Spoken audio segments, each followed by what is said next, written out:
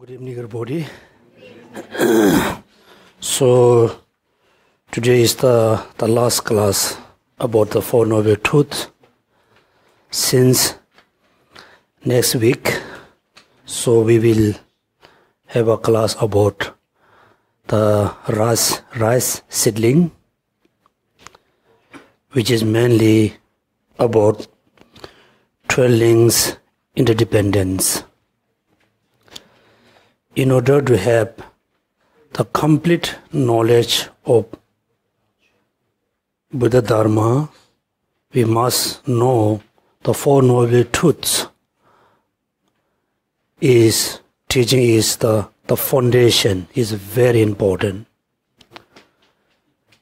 Then within the Four Noble Truths, there are two truths, which is the truth of the suffering, the noble truth of suffering, the origin of the suffering of the noble truth. So there's a connection between suffering and the cause of suffering as a cause and effect. In order to know the relationship between suffering and the cause of suffering, then we need to study about the 12 links interdependence. Therefore, since next week, we will have class about the 12 links interdependence. So before we start new lessons, so I will shortly review about the Four Noble Truths. Generally, in the reality, there are two truths, which are conventional and ultimate truth. So we've been in the samsara for countless time because we haven't realized the ultimate truth, which is the reality. Due to not knowing the reality of all phenomena, due to not knowing about ourselves, then we have a lot of confusions, lot of misunderstandings, lot of afflictive minds. Due to all the ignorance, afflictive emotions, misunderstandings, then we have a lot of negative actions, lot of negative activities. Due to having a lot of negative actions, then we have a lot of negative results or consequences. Those we call truth of suffering, the origin of sufferings. According to Buddhist tradition, according to Buddhist philosophy, there's not any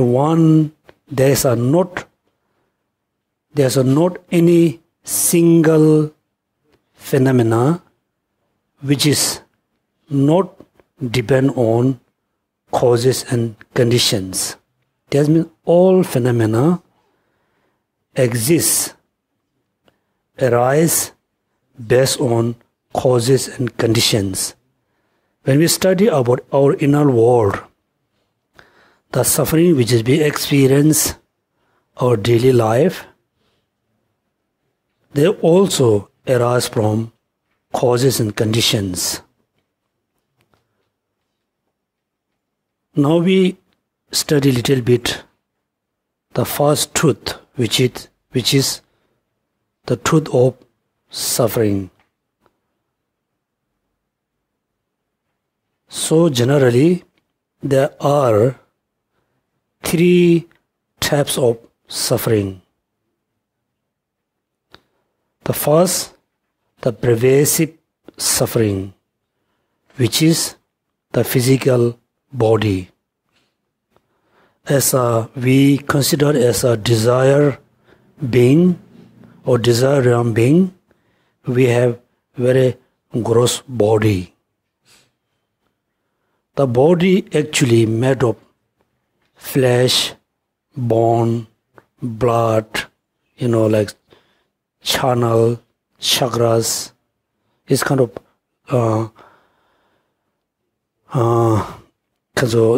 made of so many things together that we have a physical body. Then when we study very precisely, then we will notice due to this physical body that we have other true sufferings, which is suffering of change, suffering of suffering. As an ordinary being, everybody able to realize, able to recognize the suffering of suffering, which is, like sickness, disease, aging, death. So we have so many, changing of suffering, suffering of suffering. So it's very easy to realize, even though the animal, cow, sheep, dog, even the very, very tiny insect, they also able to realize the suffering of suffering. Also, they try to avoid, escape from the suffering of suffering. For example, when the cow feels so hot, that time the cow is experiencing the suffering of suffering, and the cow also try to avoid the suffering and try to find like a shadow, try to find like a shelter, try to find like a cooling place. The third one, changing of suffering. The animal, they cannot realize. As a Buddhist, it's so difficult to realize the changing of suffering or suffering of changing. Simply, whatever we consider this moment, the happiness, the pleasant, the comfortables, all of them include into changing of suffering. So far, how much we try to achieve happiness, try to have a pleasant, situation, we always experience the suffering, changing of suffering. For example, in the morning, you feel so hot. Then you are experience suffering. Then you need to take a shower. After showering, then you feel very pleasant. You feel happy. The happiness, the pleasant actually is the suffering minimize. Change little bit. Like a small, like a amounts. Then we feel this is happiness. Actually, this is still suffering. Because if you stay this kind of, states for 10-20 minutes, then again you feel you're not happy. So far, we never ever able to achieve the ultimate happiness, the truth, truth happiness. Whatever we consider happiness, still it is suffering, changing of suffering. So in order to achieve the ultimate happiness, we need to get rid of the source, cause, condition of the suffering. Then we can achieve the ultimate, the truth happiness. Then, so we have the suffering can be physical suffering, can be mental suffering. Now, what is or what are the origin of sufferings? How the suffering arises within our mind? So, as I mentioned before, I mentioned in I think last class, we have a physical suffering. Within the physical suffering, some suffering we can control certain degree. For example, when you have a stomach ache, you realize due to eating good food, like bad food, like certain condition, when you avoid, when you escape all the bad condition, then your stomach is okay. So this kind of suffering, we able to control. It is in your control. Then another type of suffering, physical suffering, for example, aging, then finally the death. So it's out of our control. We cannot control. That's why everybody must know, when we celebrate New Year, when we celebrate, like birthday, we must realize, yes, I am 1 year older than last year. So you must know you are, 1 year closer to the death. Then if you realize, the aging is part of my life, it is out of my control. I cannot control. Whatever, means I use, I cannot control. Somehow we have to getting old. Then finally you cannot eat, you cannot move, you cannot talk. Finally, we have to go through the process of death. Every day we must realize. Then when you look at in the mirror, you can see you have a more wrinkle, right? Wrinkle, you can see I have a more red, white. Then you don't have to be, you don't need to worry. Should not be, unhappy. Because you already realize this is the truth. We cannot change. That's why many youngsters, many people don't want to be old. They always want to be youthful. Due to that misperception, due to having a lot of illusion in their mind, then they try so many different ways to be youthful. Right? This is another type of suffering. So, we cannot control this thing. Then, now we think about the inner suffering or emotional suffering or mental suffering, like getting angry, getting, excessive attachment, ignorance, hatred, depression, anxiety. We have so many inner kind of problems of inner sufferings. All this inner suffering compared with the physical suffering, the inner suffering is more serious than the physical suffering, right? So for example, when you feel sickness, you can take a medicine, you can control very easily. When you're facing the inner problems, emotional suffering is not easy to control. If you compare, physical sufferings and mental suffering, the mental suffering is more serious, more dangerous. So in order to be happy, first we must know the external suffering, which is aging, death, sickness, disease. More important, we must know there's another type of suffering, which is, the mental sufferings. So all the mental, sufferings, all the attachment, anger, all of them, one of the origin of sufferings.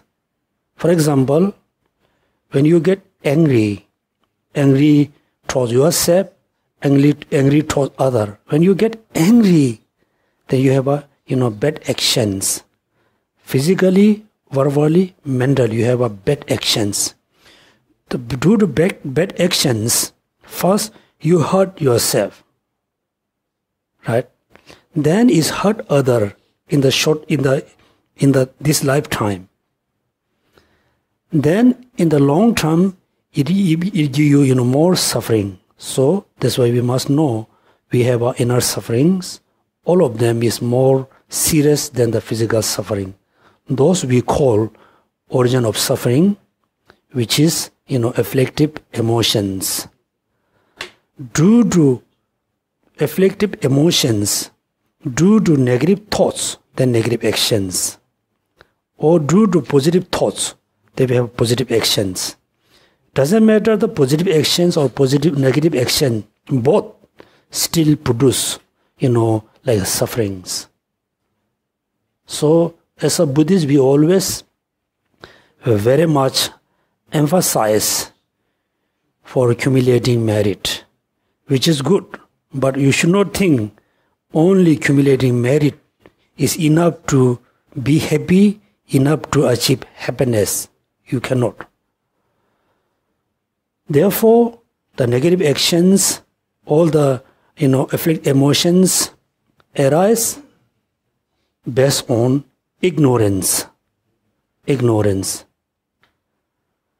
The ignorance is the root of all the negative thoughts, all the confusion thoughts, all the afflictive emotions, all the negative actions. That's why, in order to understand the true truths, first you must meditate on truth of suffering, which is pervasive suffering, suffering of suffering, changing of suffering. Then slowly you try to realize what are the causes and condition of the suffering. Then you must try to understand the origin of sufferings.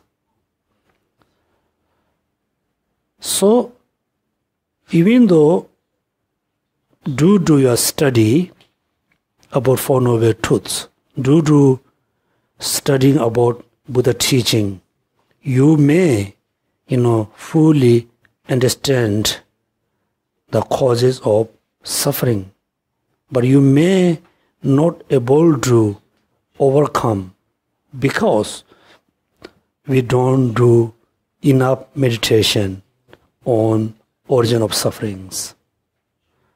We don't do enough meditation of antidotes of ignorance. Therefore, it is so important to recognize whatever you recognize, you must do meditation on them, on it. So how we able to overcome, from all the afflictive emotions, ignorance? Then we will start, when we have a new class, then we will start how we can overcome. We able to overcome when you practice the truth of the path. Truth of the path. Path is, like road to liberation, road to Buddhahood. Then, actually, there are, 5 paths. Among the 5, the first path, which is a path of accumulation, is the first path. This path you can generate, you can develop based on renunciation, based on understanding of law of causality, based on understanding the selflessness and emptiness. Then you will reach to the first path, second, third, fourth, and fifth. So the more you apply, practice the path, the more you closer to the liberation and cessation and Buddhahood. So this means first you must recognize the truth of suffering. That's why Buddha said, this is truth of suffering. This is origin of suffering. This is a path lead to the cessation. This is the cessation of the origin of suffering and suffering. First he explained the just for simple Four Noble Truths. Then second time, then this is truth of suffering. You must abandon, you must eliminate. This is, you must recognize. This is origin of suffering, you must eliminate. Right? When you must, this is truth of suffering, you must recognize, you must realize. Second, this is origin of suffering, you must eliminate. Eliminate. Then, before he explained the path, he explained the cessation. This is the cessation of the origin of suffering and sufferings. You must achieve. You must achieve. Right? How? Then you must achieve due to practice the path. That's mean he said this is a truth of path. You must practice. Right? So, truth of suffering, you must recognize every day. You must understand the origin of suffering. You always try to minimize the origin of suffering, try to eliminate, try to reduce. Then it leads to the cessation. The cessation you can achieve through your practice. That's why he said, you must achieve. How? You must practice the path. Then Buddha never said you must chanting, you must chant, you must recite, you must do prostration. No, he said you must practice the path based on the 8 unfold Arya path. So then, truth of suffering, the origin of sufferings are cause and effect. The cessation and the path to cessations are cause, effect and cause. That means there's a two series of cause and effect. One is the samsaric side, one is the nirvana side. Nirvana side. There's a two side. Then, when you practice, you must start from the effect, the result. For example, suffering. When you realize suffering, then slowly you must go to recognize the truth, the origin of suffering. When you practice the nirvana side, first you must have a good understanding about cessation. Then you should think how I can achieve. Then you must, realize, you must focus to the path. Then, you start from the effect and cause.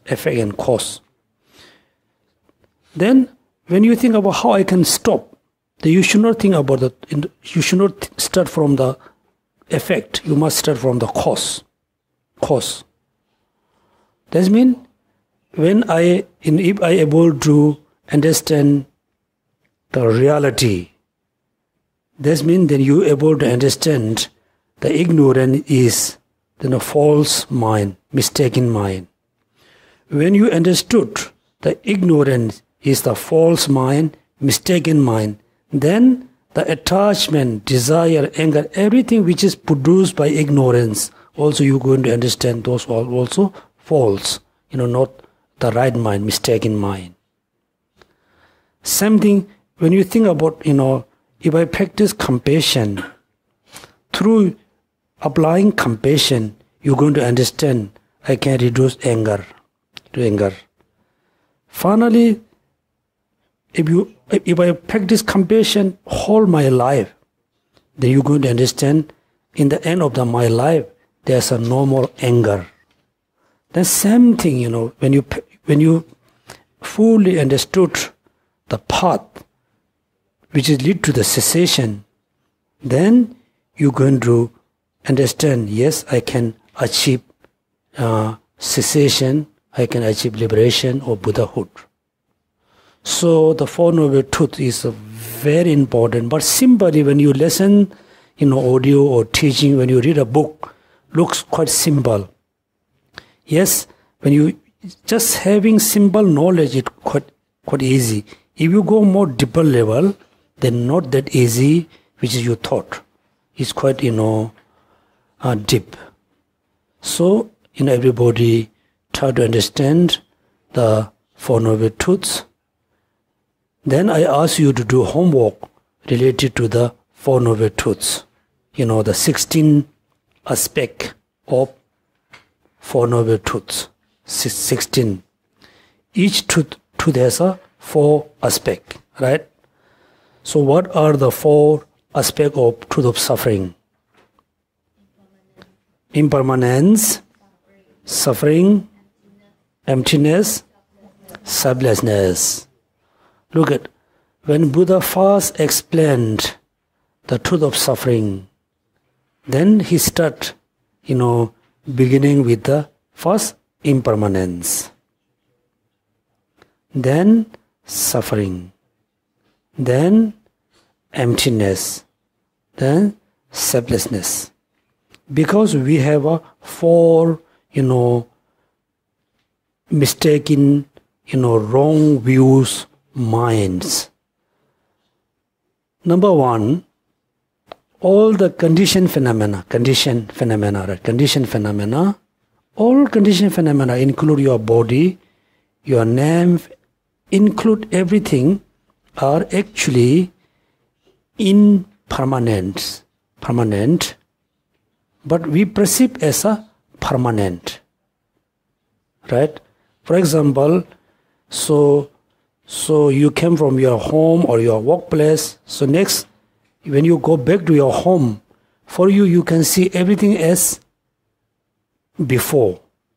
The house, the car, the blanket, the table, everything you can see same as this morning, afternoon. You cannot see. Everything is totally has changed. So that's why we have a big mistake in mind, big, wrong view about impermanence phenomena. So the first practice, we need to start from the impermanence. So second, he explained the suffering, because things are impermanent, but we perceive as a permanent. When we see things are as a permanent, then we engage with a lot of negative actions. That's why we have a suffering. Among all mistaken minds, the very root is the ignorance. Then he explained, even though things are impermanent, we perceive things are as a permanent. We are totally mistaken about the reality of conditioned phenomena. Particularly, we have a really, totally wrong perception about I, self. Then Buddha explained third, first impermanence, then suffering, then emptiness. So emptiness is not same meanings, from the Madhyamaka point of view, emptiness. So this one you must learn in the future. Generally, now everybody just try to recognize, who you are, where you are. Just everybody reflect about your own I. Let's say, I'm in TBC now. I am in TBC. Then yes, your body is here. Actually, where are you? Who you are? Are you your body?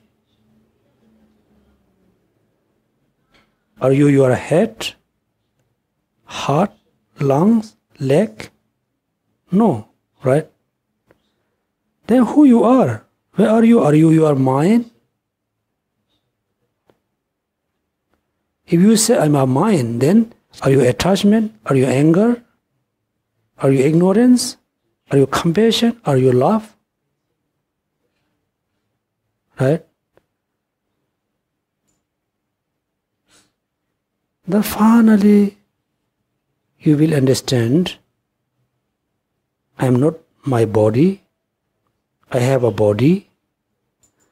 I am not feeling. I have a feeling, then that's mean finally you're going to understand I am, it's kind of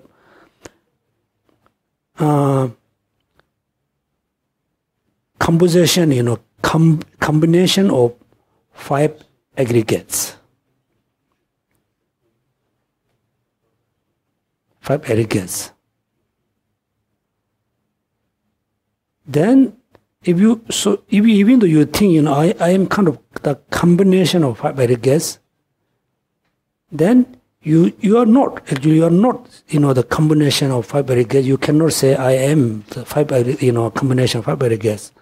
Finally, if you study this way, finally you can understand nature of your I, self is totally empty of 3 characteristics. Selflessness, emptiness, and then selflessness. So here, very important one, everybody should not have a misunderstanding about self and selflessness. Okay, self and selflessness. Self is exist. I is exist. Is existent phenomena. Self, I. But there's another I, which is totally no existent phenomena, no exist. For example, look at here. This paper is exist, right? Everybody can see, this paper is existent phenomena. But the permanent paper is exist? No. The permanent, the singleness, the partless. Okay, permanent paper is not exist. Paper is exist. The paper is no permanent, right? It is impermanent. So when you say the paper is impermanent, you are negating the permanent paper, right?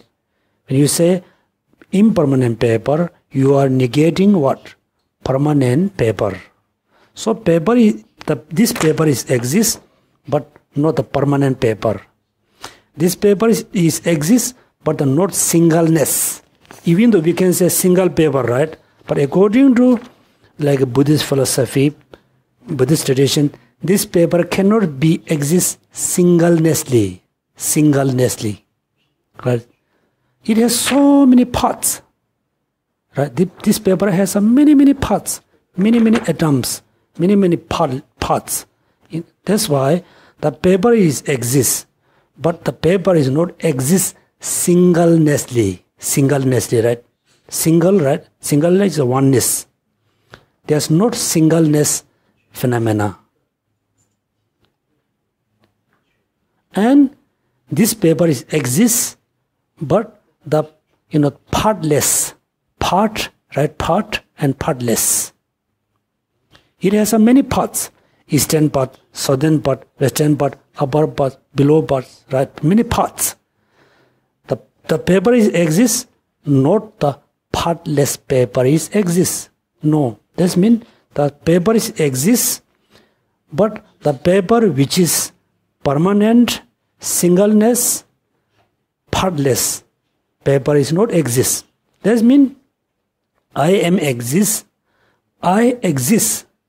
For us, seems to us the eyes look like permanent, right? Because when you meet someone today, you say, "Oh, I met you yesterday," right? We said, "I met you yesterday. I met you last year." You're pointing whom? You are pointing whom? The people who in front of you. You say, "I met you." The person who are in front of you, the person was, he was exist last year? Yes or no? Because last year the person wear different clothes. Maybe last year the person was bit fatty. This year bit like skinny. Last year maybe skinny. This year maybe fatty. The person is different, right? But we say, "I met you." Let's say you. I met you. You are saying, I met you last year. That means we have a misperception about the impermanent person and permanent person. Okay. So that's why number one, I is exists. I is always exists, but the I which is permanent is never exists. But we think it exists. Permanent I exists. Then, singleness. Singleness is really, when you say, I'm happy, right? I'm happy. When you feel I'm happy, that time you are saying, I am, right? I am happy. You are focusing, you are pointing home. You are pointing towards I, right? I. Now, are you happy? Yes. Which I are talking about? Where's the I? In your head, in your brain, your stomach, where? Then slowly you can see there's not such as a singleness I. You can point it in, right? That's why, third and fourth characteristic are, emptiness and selflessness. Actually, better to say, mita tunga tongwa, the lack of. Better to say, because emptiness is not the common concept between, the Mahayana tenets and Hinayana tenets. So better to say, first, impermanence, suffering, lack of, the three characteristics of I, selflessness of the I. The second, what are the four characteristics of origin of suffering? Cause, origin, intense arising, conditions. Make sure, that means just if you just pointing single afflict emotion, anger is what? Cause, right? Number one, cause. Anger is origin. Number third, anger is intense arising. Anger is number four, condition. Right? That means each of the negative emotions has a four characteristics. There's a cause, condition, extensive, right? Extensive, intense, we call raptian. So when you meditate on origin of suffering, for example, attachment, then you need to think the attachment has a four functions or four characteristics. And all the, origin of suffering has a four characteristics. The third, what are the four characteristics of the cessation? Cessation, goba, peace, jiva, perfection, kyanum, definitely, deliver, right? Now it's talking about the characteristic of quality of the cessation. Quality. For example, let's see in the morning you are very angry. You are totally insuffered. You are not happy. Then you apply the antidotes, which is compassion or love. Okay, love. You apply the compassion for 10, 20 minutes or 1 hour.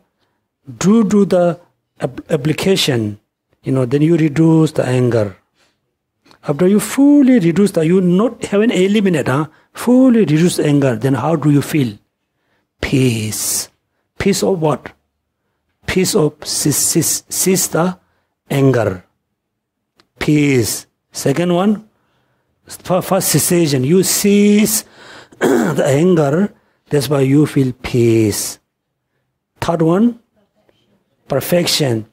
When you think the cessation of anger, if you think the characteristic or nature of The cessation is a very perfection. The last one, definitely, or deliverance, kyanom. That's meaning, what kind of, let's say, the best achievement look like. So when you think about cessation, you should not think, oh, after I practice Dharma, I can be going beautiful place. We call pure land, right? Pure land. You should not think. You should think, after I practice the path, I can achieve the peaceful state of mind. Peaceful. Cease what? Cease what? Cease all the suffering and origin of suffering. Cease. Right? Then, what are the 4 characteristics of the path? Peri. Okay, what are the 4 characteristics of the path? Path,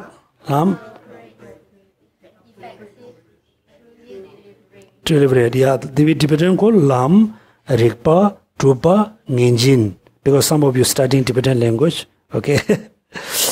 First, Mitaba, impermanence, suffering, Dungal, Tongwa, emptiness, Dhameba, selflessness. Then, origin of suffering, you, cause, you kunjung is a origin, you kunjung hen, a condition, Rabgen is extensive arising. Then within the cessation we call Gopa, cessation, Jiva, peace, Kyanom is a perfection, Ngenjin, definitely origin, deliverance. Then within the path we call Lam, path, Rigpa, Trupa, Ngenjin. So when you read, about 4 Noble Truths, it doesn't mention about the 16 characteristics. Because now we are considered as a desire being, right? Desire realm beings. We have a attachment based on the desire realms. We have a anger, ignorance based on the desire realms. Next, we need to reduce all of them 2 different ways. One, you just focus, the higher realms and compare desire realm and the form realms. When you compare 2 of them, then you can see the form realm is much better than us. Then due to that, the comparison, you can reduce the attachment. Then we have 4 Noble Truths according to the desire realms. Then 4 Noble Truths according to the form realms, formless realms. Okay, that's why we have to know the 16 characteristics of the 4 Noble Truths. Then next, meditation is so important. So at end of the teachings is mentioned 3. Do you remember what 3? 3 phases and 12.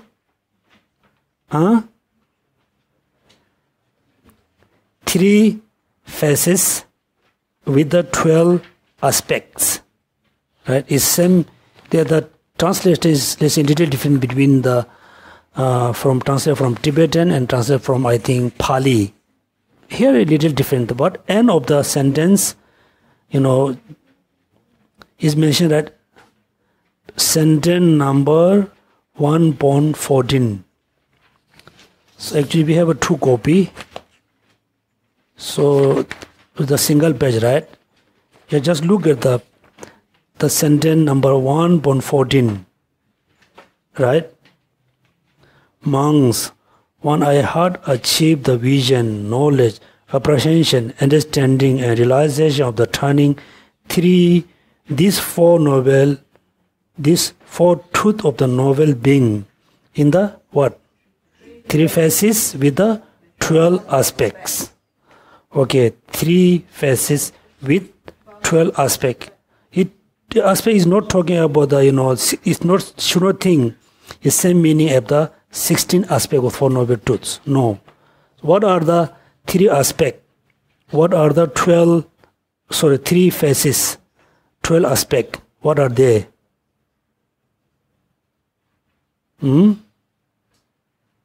Just guess. Yeah. Sometimes guessing is quite good, good direction. Good. In Tibetan, we call, Lensum de Debasum da Namdran Chujik. Debasum means look at what Buddha said. This is truth of suffering, right? Truth of suffering. Just simply he explained that, each truth of suffering, origin of suffering, cessation, and path to the cessation. Then second time, that means one, faces about the entity, nature of the 4 truths. Simply say, this is, like Mr. Lee, this is Mrs. Lee. Simply just explain the, the nature of the 4 noble truths. That means one phrase about explain the nature or recognition of the 4 noble truths. Second, then this is truth of suffering, you must recognize, right? Second, recognize. And the origin of suffering, eliminate. Cessation, you must achieve. And the path, you must practice. Then, origin of suffering is just explain the, entity. Second, you must recognize, you must eliminate, you must achieve, you must practice or you must meditate. Then he explained, the function. Okay. Then third, then look at, if you recognize, is this truth of suffering, when you recognize, you're able to abandon, you're able to eliminate, you're able to achieve, you're able to practice. That means each truth explain the nature and the function, then, the last state. Because in Tibetan we call, Lensum. Then 4 truth has a 3 explanation, right? 4 into 3, how much? 12, right? Each truth explain, like a 3, the totally 4 noble truths has a 12 together.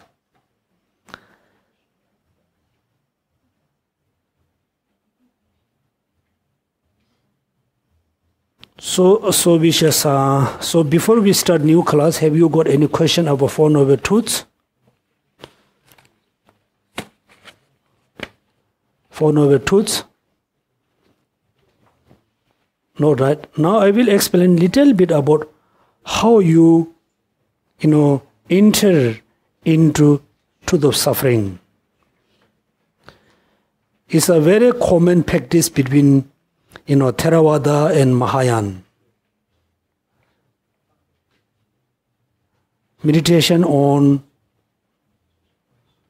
4 mindfulness, 4 mindfulness is very important. Mindfulness on physical body, mindfulness on feeling, right? Happy or sadness feeling. Mindfulness on mind. Mindfulness on dharma or phenomena. That means there are 4 mindfulness. What are they? Mindfulness of own body, mindfulness on feeling, mindfulness on mind, mindfulness on phenomena or dharma. Okay. So, when you fully mindful about your body, right? Nature of it. When you fully mindful, fully meditate on your physical body, then obviously you're going to understand the nature of your body. Right? So how is the nature of our body? Is it very perfect? Is very pure? Is very clean? Is very pleasant? How nature of our body? How nature of any type of body, human body or celestial being body, animal body, how do you think about your body? Is complete? Is a pure? Is a completely like a happy kind of nature? No, right? No. That's why when you meditate about your body, then you will going to understand the truth of suffering, nature of suffering, pervasive suffering, suffering of suffering, changing of suffering. As well as when you meditate on your body or you meditate on other human being body, also you're going to understand that the reality of the body. When you understand the reality of the body, it reduces attachment, it reduces anger, it reduces ignorance of your body on other body. Let's say without we thinking very precisely in the deeper level, we say, you got such a beautiful body, right? We say you got gorgeous body, you got such a beautiful body. When you really look closer, the beautiful body actually, is really beautiful when you cover with the clothes, cover with the skin is beauty, right? When people dress very properly, you can see the person is very beautiful. When you take out the clothes, then you can see the reality of the body. Then if you just take all the skin of your body, other person's body, then there's nothing, right? Bones, blood, flesh, so many nasty things. So that's why concentration or mindfulness of the body is the best methods to recognize the truth of suffering. Then, so yes, you can understand the nature of body or yourself or other. Now, what is the origin of suffering? That means attachment, anger, right? Hatred. So when you fully concentrate on the feeling, someday you have a pleasant feeling, happy mood, happy feeling, right? When you fully focus on the happy feeling, then when the happy feeling becomes smaller, minimize, then slowly start to have a hatred, anger, right? Because you don't want to lose the pleasant feeling, right? You cannot keep the pleasant feeling forever. For example, when you have a beautiful breakfast, many varieties, so nice, so delicious. If you eat too much, you get sickness, right? Sickness. So this kind of pleasant feeling is the origin of attachment, clinging, right? Clinging. Attached and clinging. So whole our life, we spend between pleasant and unpleasant. When we have unpleasant feeling, how do you feel? Unhappy. Do you feel unhappy? Do you feel anger? You feel upset. Right? That means the pleasant feeling is the origin of, condition to arouse attachment, ego. Then unpleasant feeling is the cause, condition to have a sense of hatred, sense of anger, sense of unpleasant, sense of unhappiness. So when you meditate on in a pleasant feeling, you will recognize the cause of attachment and desire. When you meditate on the unpleasant feeling, you will understand the cause and condition of hatred and anger. Usually, when you, of course, everybody has a different, different favorite food. Actually, Somebody say, I really like a bread, I like a pasta, I like a momo. Actually, you are saying, I'm like the food, right? Actually, you are not really saying, I like the food. You are saying, I like the taste, right? I like the taste.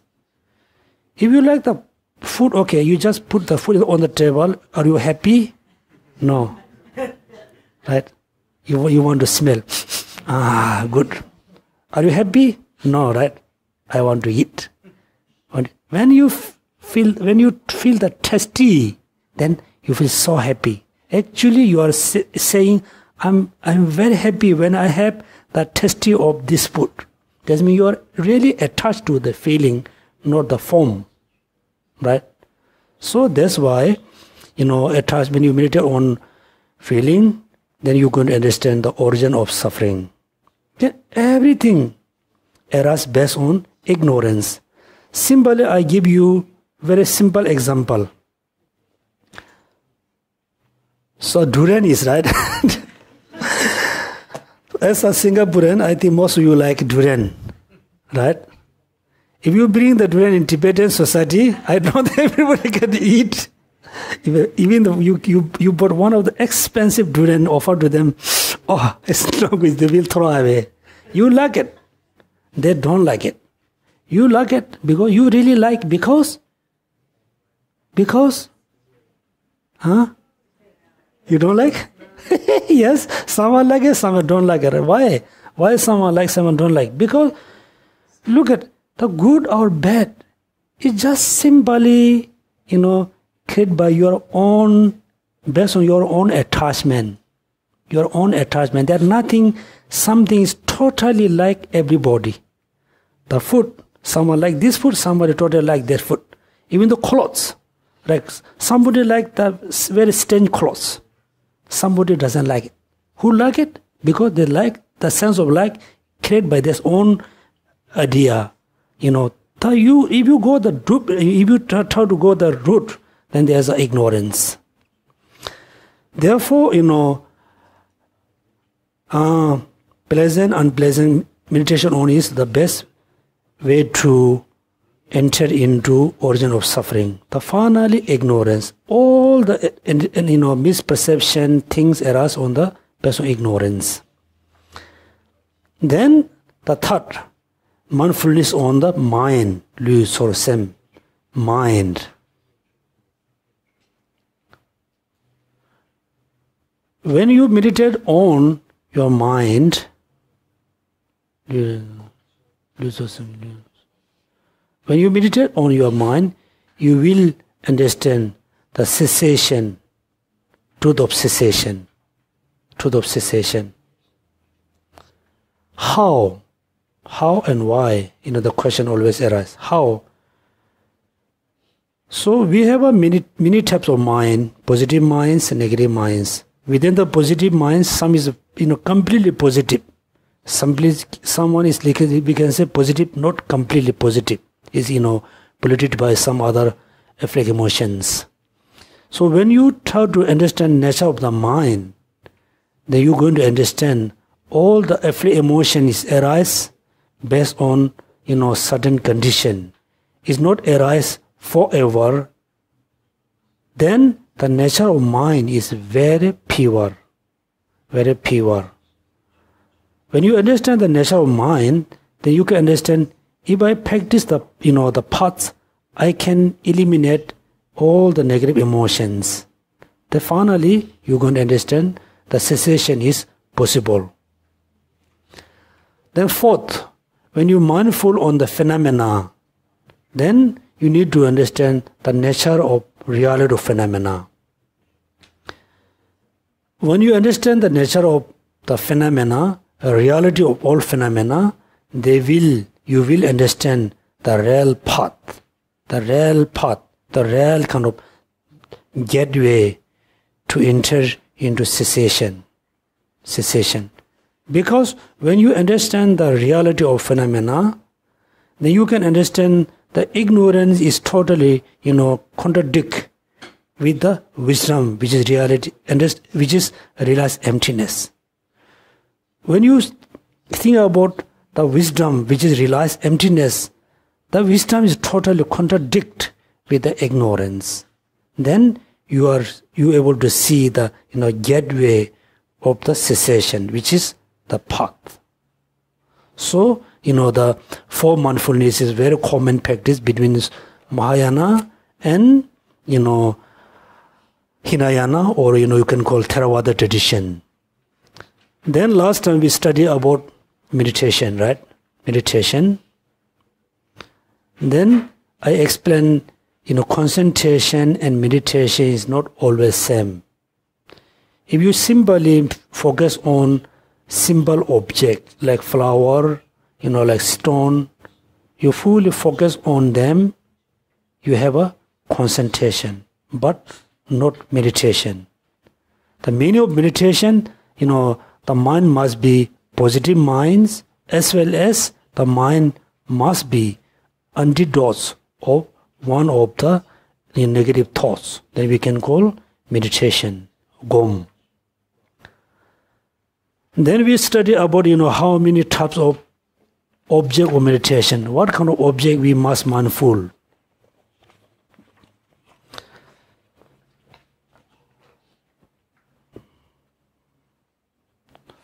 So also we already explain how we should do meditation. Then we explain the how we should have a body posture, external condition. Then we talk about the inner condition. Should not be busy. You should give up all the busy mind activities. Then we study about object of meditation. Right? When we study, first we study about identify the object of meditation upon which you with your attention is set. That means before you do meditation, you must recognize the object of meditation. Object of meditation. You should not think all phenomena is okay to be object of meditation. No. Then first there are four objects of meditation, right? What are they?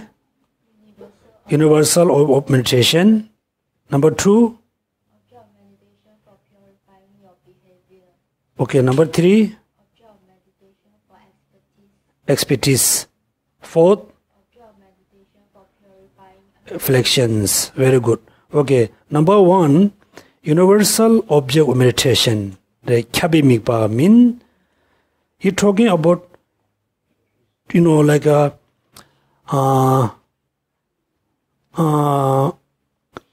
karma body and special insight, shamatha and vipassana. Okay, shamatha and vipassana. Shamatha is the first, vipassana is the second. The shamatha or vipassana, when you try to generate shamatha or vipassana, like a karma body and special insight.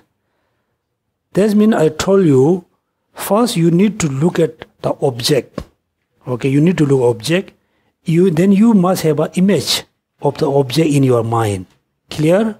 For example, let's say, this is, for example, this object of meditation. For example, first you look at the glass case very carefully, the shape, the color and the size. You look very carefully. Then slowly you try to have the same image of this case in your mind. That means you have a copy of the object of meditation in your mind. For example, when you meditate on ugliness, right, in order to reduce attachment, first you need to look at the ugly object. Your external object or inner object, you need to look at the object. Then you must have an image of the ugly object in your mind. Then when you meditate, you just fully focus the image in your mind, should not focus the external object.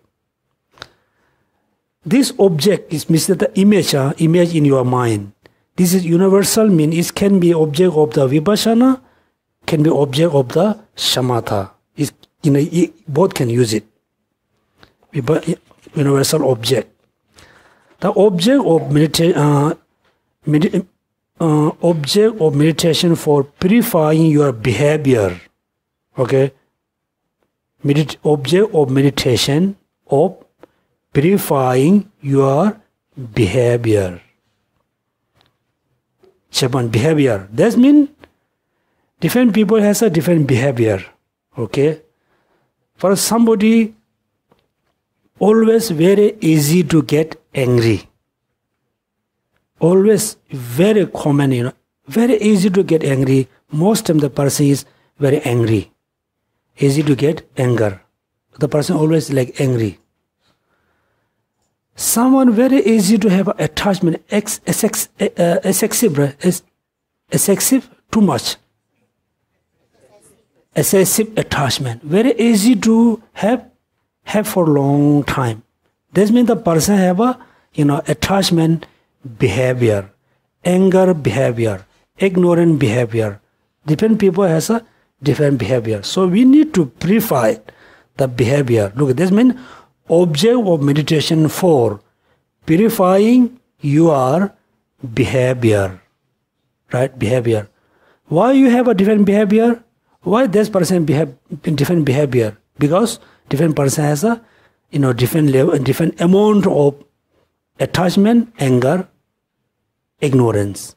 So that's why we need to purify, we need to change the behavior. That's why they have a different object of meditation. The third object of meditation for expertise, Kebe Mikpa. Expertise. That means somebody has a ignorance, very strong ignorance. You need to reduce ignorance. Then you have to be very expert. You have to be very professional about certain knowledge. Certain knowledge. For example, if you are very expert to fix a computer, you can easily fix the computer. You are very expert. You are very professional. That means, so everybody have a ignorance. So we have to be very expert how to recognize ignorance, how to minimize ignorance. That's why there's a different object. The last one, object of meditation for purifying afflictions. We talk about 4. Then, so within the universal object of meditation has 4 types. 4 types, right? What are they? Discursive image, the limits of existence, achievement of your purpose. So, I think most of you don't have the Lamrim text, so you just keep your mind. Then also we study object of meditation for purifying your behavior. Right? There are 5 object of meditation. Respectively, they are ugliness. Ugliness is the object of meditation. What? Attachment. If you have a strong attachment thoughts, something, someone, then you need to know the nature of being, the nature of phenomena. Ugliness means should not think ugliness means so like a deity. Should think ugliness means not complete ugliness or essenceless. Okay, essenceless and not complete. Because when we have attachment towards like a house, car, person, position, we thought is a very perfect. It's ugliness. Then attachment, anger. What is the object of meditation of the anger? Love, right? If you have anger towards someone, you must meditate on love. When you have ignorance, meditate on dependent arising. Ugliness, love, interdependence arising is the object of meditation for reducing ignorance. Okay, dependent arising is the object of meditation for reducing ignorance. Right? If you can reduce ignorance when you meditate on interdependent arising? How? Then I hope you remember there are 3 levels of meaning of interdependence. Then ego, right? So somebody has a strong ego about your position, ego about your things, ego over your fame and name. So many different types of ego. Actually, ego is very interesting. Everybody know I'm not good in that area, but I'm good in something, right? I'm not good in writing, but I'm good in reading. I'm not good in speaking, but I'm not good in cooking, right? That's why everybody has a certain amount of ego, pride. So if you have a pride, so what object must you choose? Differentiation of constituent. Differentiation of constituent. Right? Differentiation means, look at, I thought I have a perfect body. Then I have a very strong pride. I'm very ego about my body. Then I think, do I have a really perfect body? First I thought, yes, I have. Then just you look around. Even among us, I can see somebody has a better body than mine. Then my ego slowly bend. Right? Then somebody has a very ego about their position. I have very good position. I'm, chairman. I am the secretary. I am the cashier. I am the, very important. You have an ego. Then also you need to compare your position with the other person position which is very much higher. Then also reduce your anger in ego or pride. That means differentiation of the constituent. When we Tibetan call, kamgi rabie. So pride again, related to our study. So, time is moving so fast. It's okay. Look at. So related to the pride, it's so difficult to reduce pride. Even though someone always doing meditation on compassion, very compassionate person, very calm, very compassionate, still they have a strong pride. I'm very compassionate person. I'm practitioner, right? Then someone don't do practice, don't do meditation, even though thought, yeah, I'm very good in, prideless. Also, this also type of ego. Type of ego. You say, I'm very humble. Right? I'm very humble. I'm very good. Also, type of ego, pride. So that's why it's so important to recognize what does mean pride. When you reduce certain price, make sure you not increase other price. Pride, okay? So at the same time, related to the increase and decrease, when you have a anger towards someone, you try to minimize anger towards the person. At the same time, you are reducing compassion, love towards someone. Make sure when you reduce anger, make sure you increase the love and compassion towards other. Or sometimes you try to reduce attachment towards someone. Make sure you should not reduce love and compassion. So that means we really need to know how to practice the compassion, how to reduce attachment, how to decrease attachment, how to increase compassion. How to reduce anger, how to increase compassion. So that's why, differentiation of constitution. The last one, what's the last one? Discursive something, right? This is the object. The last step of meditation. No. This is the object of meditation, right? What is the antidote for what? Discursive, right? Discursiveness, destruction. This is what is the object of meditation for them, for it. Then inhalation, exhalation. Now you can see, if you have a lot of distraction in your mind is always, busy. Then the first step you must do, the breathing meditation, inhales and exhale. So I mention you again, you just focus how it's going in and out. Just simply you follow your mind, just let it follow in and out. Or you just count the number until you have a calm mind. Then you start, real meditation, right?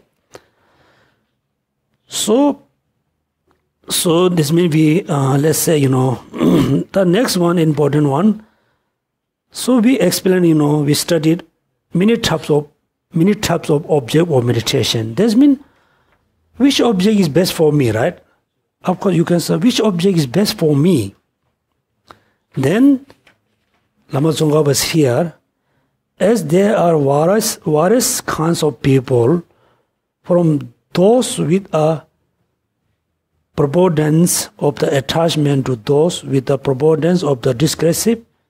That means somebody has a strong attachment, somebody has a anger, somebody has so many different types. We cannot say, this object is the best for you. We cannot say, right? Do you remember I said, I'm sick. I asked the doctor, give me best medicine, right? Can the doctor give you best medicine? No, right? What the doctor will ask you? What's your problem, right? What's your problems? Say, I am very sick. Give me best medicine. What is your problem? Right? That's why if you ask Buddha, I want to do meditation, give me the best object for meditation. Buddha will ask, what's your problems? Buddha knew, but still ask, what's your problems? Yeah, I'm not happy because I'm very angry. Then Buddha give you the compassion as object of your meditation, right? That's why there's not such a thing you can say this is the best. That's why he mentioned again, if hatred that's what Buddha himself said here, attachment uniquely dominates the behavior of monks, yogi, practitioner of yoga. Then he focuses his mind on the object of meditation, ugliness.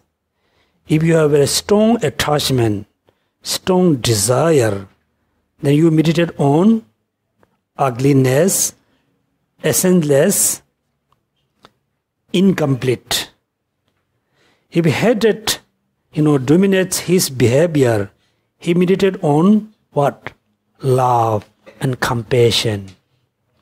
If ignorance dominates his behavior, then he meditates on dependent arising of his condition. His are not her. I think everybody her. He is referred to the both. If pride dominates his behavior, he focuses his mind on the differentiation of the constituents. Right?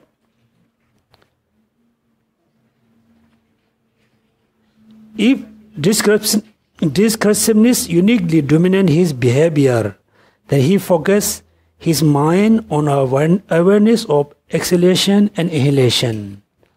I hope now you are quite clear about object of meditation, right? The another important, so we have a few minutes. So synonymous of the object of meditation, synonymous object of meditation. Okay, this means the points upon which the attention is kept. The point, right? Point upon which the attention is kept, we can call object of meditation. The points upon which the attention is kept, or meditative basis for concentration. Meditative basis for concentration. Also, image of the object of your mind, also called sign of the concentration. Technique of concentration, draw to concentration, basis of attention, body of internal conceptualizations, appearing image, those are synonymous. Again, we continuously, I will continuously explain bit by bit about meditation next time when we have a class about 12 links interdependence. So, as a what you call, so usually when we do very important events, first day we do, what do we do? Rehearsal, right? Rehearsal. As a rehearsal. So today we just learn how to meditate on physical body. So you just sit as your meditation posture. Most important, your upper body is upright, very straight. Then you should not too much close, should not too much open your eyes. You just slightly close. So let's say before we do actual meditation, everybody do the breathing meditation.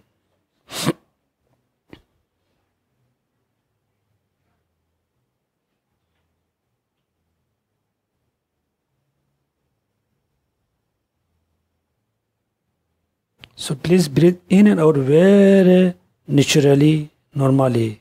Do not force.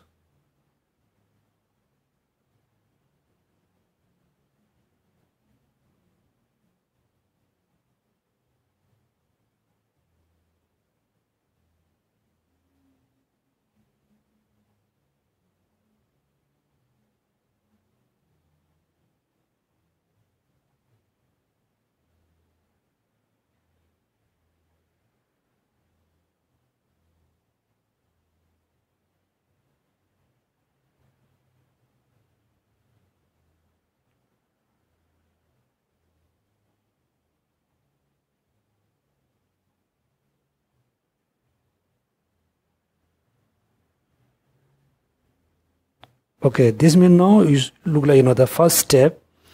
We try to have a calm and peaceful mind through meditation on breathing in and out. Now let's say everybody have a calm mind. Our mind is become very serviceable. Now we just focus on your own body, or you can focus on somebody else's body. Just first you look at the body with the clothes.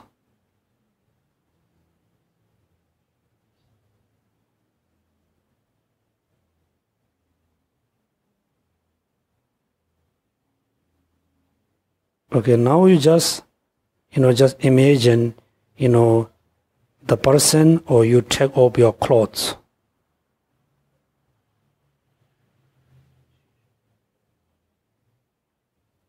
So you look around your own body, or you look around other body. Look more closer, closer. just look in the mouth, the teeth, the tongue, the smell.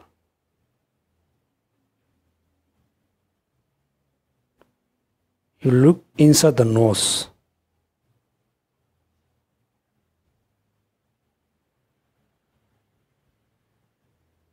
Now you fully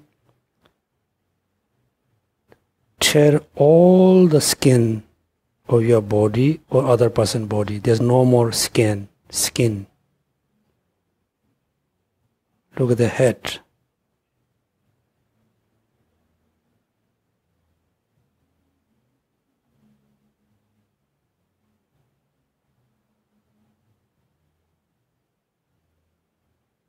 Just freshly, open the skin, you can see the head full of blood, bone. Now you open the bone of your head. You can see the brain, very hot, steam, smell.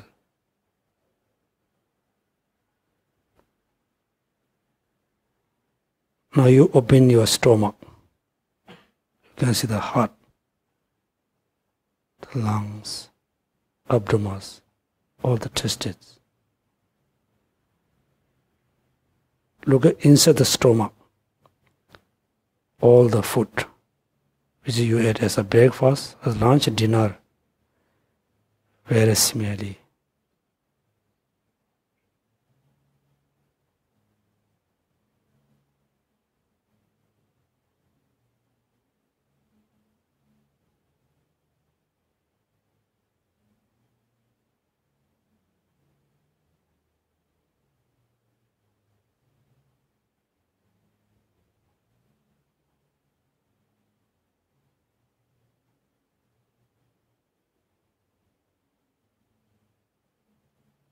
Still, if you want, you can think about the 36 ugliness of the body. 37, I think, 37.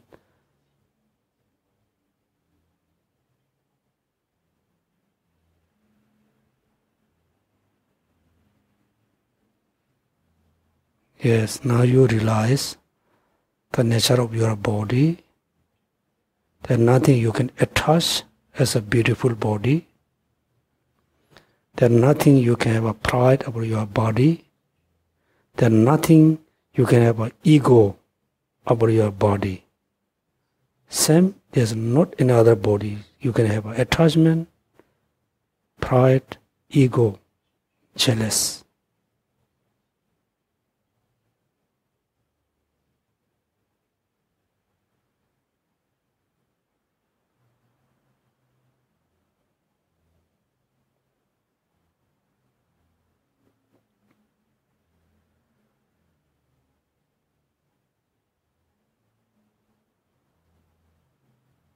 Second, you can change the object of meditation, which is you can mindful about the feeling.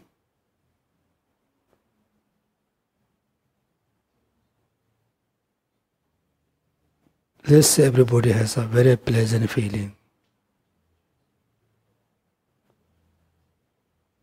So we're always clinging, attached with the pleasant feeling. Therefore, we have an attachment, we have a desire based on the pleasant feeling. The pleasant feeling arises based on different conditions.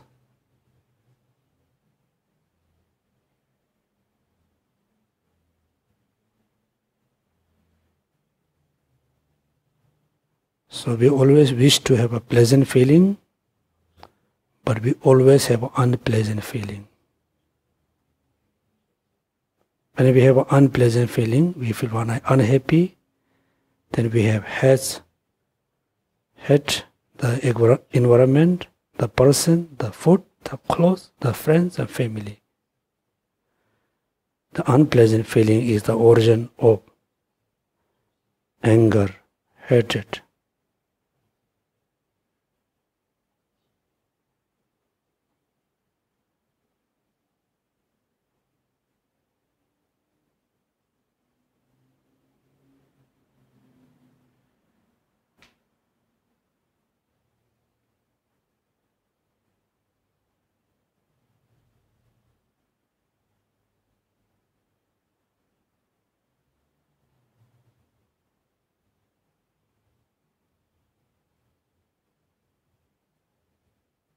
Then you can, focus on mind and phenomena. Next, everybody just think about, you have a very strong attachment about your house, your cars. Now you should compare your house with the billionaire person house. Your house is very tiny, very small, very incomplete. You think you have a best house, but you don't have. If you think you have a best physical body, compare with someone's body which is more attractive, more strong, more beautiful. Now you can see your body is not that beautiful. Then your pride, your ego going to reduce.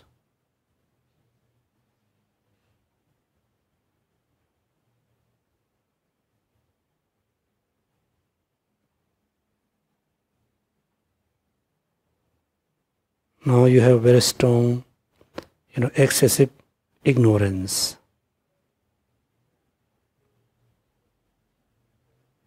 They meditate on interdependence arising. Everything arising dependently.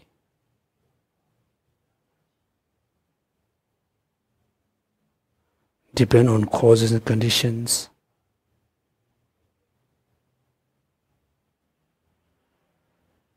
Within the causes condition, there are so many different types at different levels.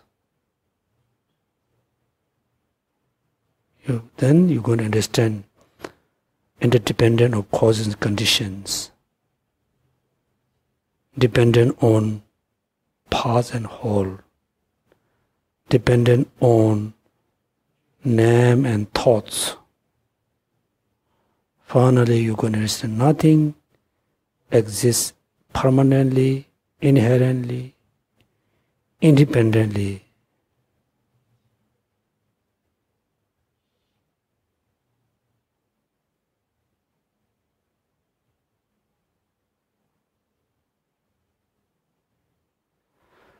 Okay, so thank you so much for attending the class.